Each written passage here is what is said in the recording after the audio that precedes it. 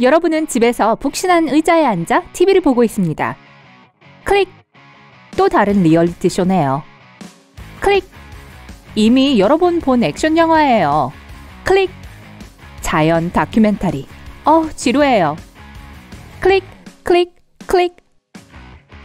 리모컨이 안 되네요. 이런. 배터리를 교환하기 위해 리모컨 뒷면을 열다가 문득 이런 생각이 떠오릅니다. 어떻게 이런 배터리를 만들었을까? 생각합니다.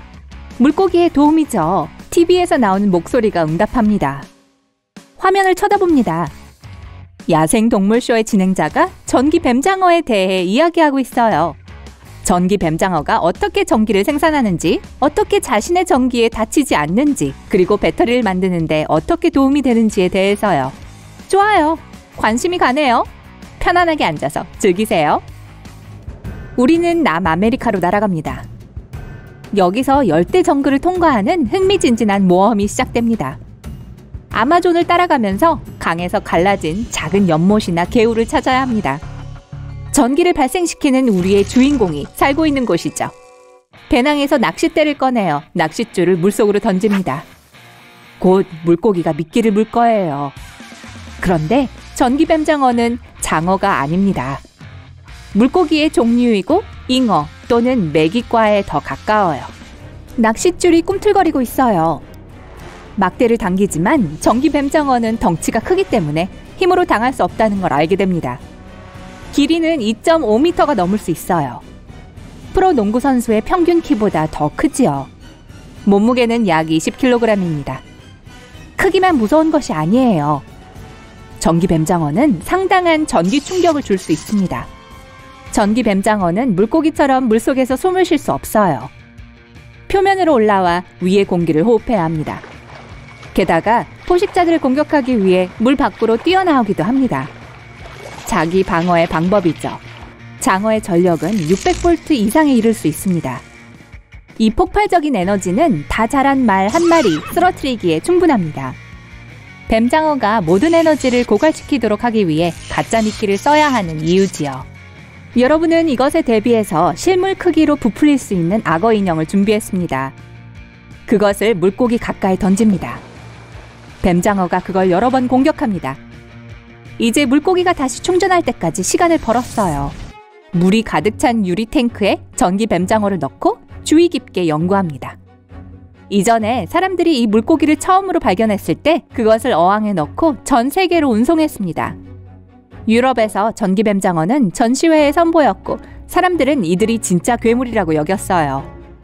하지만 과학의 힘으로 우리는 이제 이 물고기가 어떻게 전기를 생산하는지 알게 되었습니다.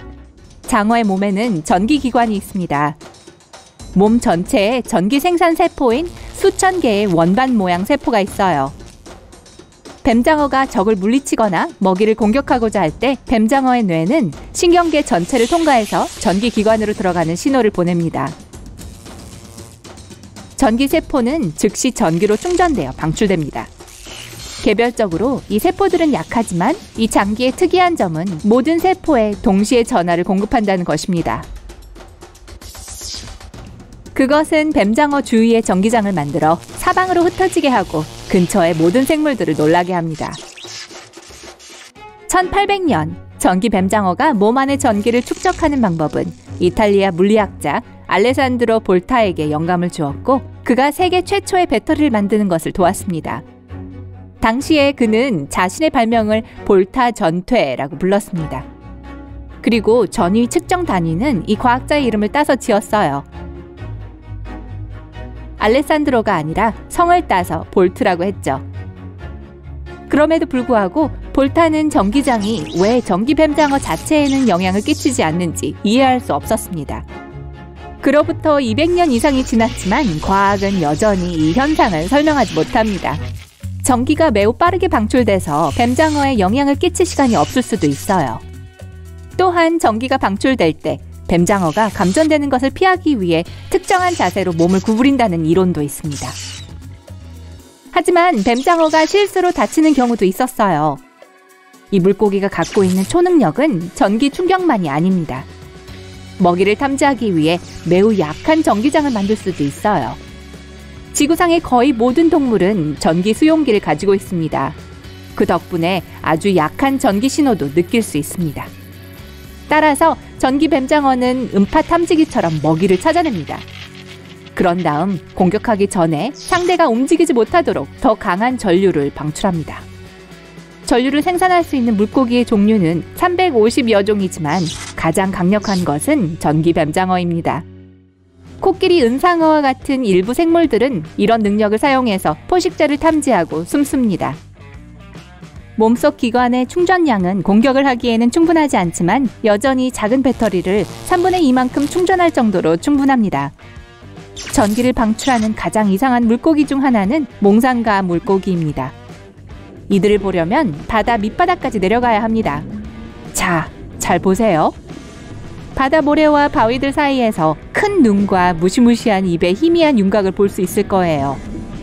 아니요, 제 얼굴 아니에요. 얼굴은 어떤 불길한 생물의 흔적처럼 보이지만 그건 몽상가 물고기의 진짜 얼굴입니다. 이 물고기는 해저에 몸을 숨긴 채 먹이를 잡습니다. 얼굴 윗부분에 눈, 콧구멍, 입이 있어요. 모래에 파묻혀서 입을 벌리고 작은 물고기가 헤엄쳐 지나가기를 기다립니다. 전기를 생산하는 기관은 몽상가 물고기 눈 뒤에 있습니다. 그 물고기는 포식자로부터 스스로를 보호하기 위해 전기를 사용합니다. 전기 충격은 적을 혼란스럽게 하고 그 틈에 전기 뱀장어는 헤엄쳐 달아날 수 있어요. 그리고 전기를 생산하는 건 바다 생물뿐이 아닙니다. 무성한 푸른 초원으로 가서 그들을 만나봅시다. 벌은 이곳에서 열심히 날아다니며 일합니다. 벌은 날개를 매우 빨리 퍼덕거려서 전기 자극을 발생시킵니다. 벌이 어떻게 꽃에 날아올라서 수분시키고 희미한 전기 흔적을 남기는지 보세요. 만약 다른 벌이 꽃에 다가가면 그 전기 표시를 알아차릴 것이고 이 꽃이 이미 수확되었다는 것을 이해하고 다른 곳으로 이동합니다. 마다가스카르, 아프리카, 호주의 정글에서는 도마뱀 부치를 만날 수 있어요. 세계에서 가장 끈질긴 도마뱀 중 하나입니다. 도마뱀 부치는 어떤 표면이든 오를 수 있어요. 발 구조를 자세히 살펴보면 수백 개의 작은 털이 보입니다. 이 털은 수백 개의 더 작은 털로 나뉘어 있고 이 미세한 털은 어떤 표면에도 단단히 달라붙어서 그 분자들이 도마뱀 부치의 분자와 섞여 전자기 전하를 만들어냅니다. 어떤 거미들은 심지어 지구의 전기장을 이용해서 날 수 있어요. 천둥 번개가 치는 동안과 그 후에 충전된 전기 입자가 하늘에 나타납니다. 거미는 나무나 긴 풀잎에 올라가 거미줄을 내보냅니다. 거미줄은 전기를 공급받아서 위로 올라가고 거미는 수천 킬로미터 떨어진 여객기가 비행하는 높이까지 올라갑니다. 게다가 거미는 먹이를 잡기 위해 전기를 사용합니다. 거미는 정전기적 성질을 가진 특별한 접착제로 거미줄을 덮습니다. 이 접착제는 공중을 날아다니는 모든 물체를 잡아당깁니다. 이 능력 때문에 먹이가 매우 쉽게 거미줄에 얽히고 갇힙니다. 동양 말벌은 태양 전지판처럼 작동하는 색소를 가지고 있습니다. 말벌은 태양 광선을 흡수하여 에너지로 변환시킵니다. 거의 모든 생물체는 전위를 가지고 있습니다. 여러분이 이 비디오를 보고 손에 찻잔을 들고 누군가와 이야기를 나누고 하는 이 모든 것은 뇌가 신경계로 신호를 보내기 때문에 가능합니다. 이 신호는 전기적 신호입니다. 헬스장에 가서 무거운 아령을 들어 올리고 역기를 들고 쪼그려 앉으면 전하의 도움으로 모든 근육이 수축됩니다. 이 에너지는 거의 모든 세포에 존재합니다. 이제 남은 질문은 왜 어떤 동물은 더 강한 전하를 가지고 있고 어떤 동물은 더 약한 전하를 가지고 있는가 하는 것입니다. 진화가 바로 답입니다. 가시성과 가청도가 나쁘고 포식자로부터 숨거나 먹이를 찾는 것이 불가능한 물속에 사는 생물들은 길을 찾고 방어를 하고 의사소통을 하기 위해 전기세포를 갖게 되었습니다. 우와, 이 정보가 충격적이지 않았나요?